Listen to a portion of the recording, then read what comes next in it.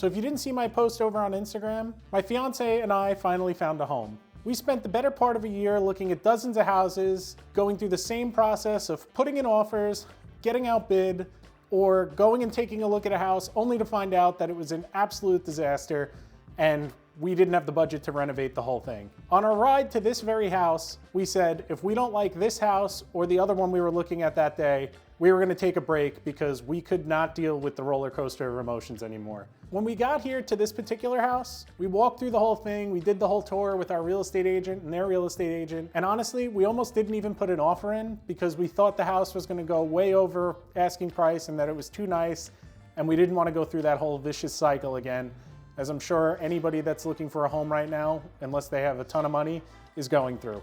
I do want to take a second to say that I was truly blessed to even be able to make an offer on this house.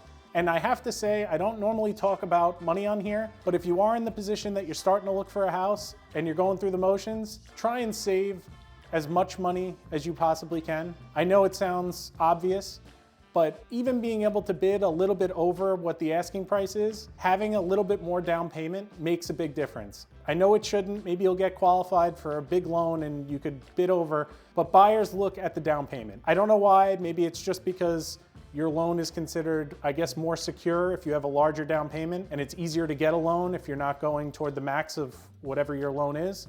But neither here nor there. That's my one word of advice. Oh, and one other lesson learned from this whole process. I kind of knew this, but when a mortgage company gives you the amount that you can afford, they don't factor in anything. They just look at your overall income, how stable it is, and then they tell you a loan price. They don't factor in things like heating costs, electrical costs, water costs, generic maintenance, all that kind of stuff. Obviously, maintenance isn't included. We didn't get anything in an HOA or anything like that. Just don't go toward the top end of your budget because you're never gonna be able to afford that in the real world. Anyway, back to the point of this video.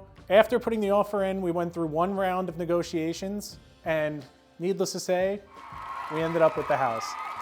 We were so nervous about this deal falling through that we ended up not telling anybody until the papers were signed and the keys were in our hands. We didn't tell anybody that our offer was accepted, nothing besides our immediate family. We didn't want to tell everybody and get everybody excited to find out that we weren't getting this house. Needless to say, it wasn't all sunshine and rainbows. Obviously, it wasn't turnkey what we ended up getting, or maybe not obvious, but with the budget that we had, we couldn't afford new construction or something that was fully renovated.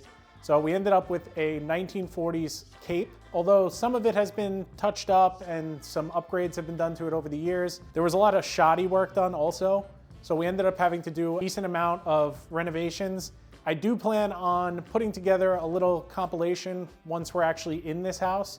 It's been nothing but work for the past several months, but we're rounding the corner to the finish line, and we are so excited to finally be getting to this point. I did film some of the work, and I do plan on putting a compilation together of all the work I've done to date to bring you up to speed, because I do want to film a lot of the nitty-gritty stuff and take you through the process of getting this place or making this place our own.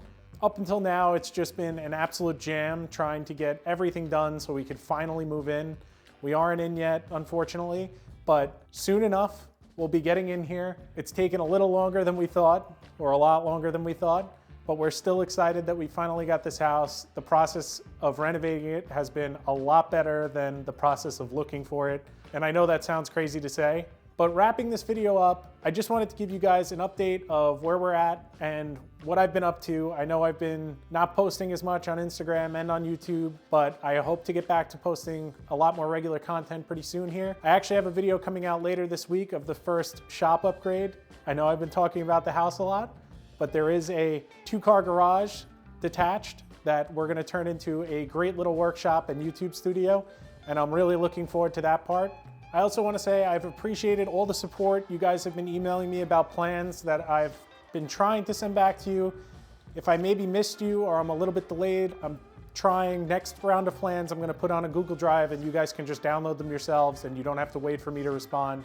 I had originally liked the idea of interacting with you guys a lot, and I still like interacting with you guys, but it becomes overwhelming when I have to send out tons of sets of plans, or if I miss one of you guys, then I feel bad that you're not able to do the project. And needless to say, I just want you guys to be able to get them without having any issues. Real quick before I go, if you haven't already, Please remember to like and subscribe, and I'll see you in the next one. Thanks for watching, guys.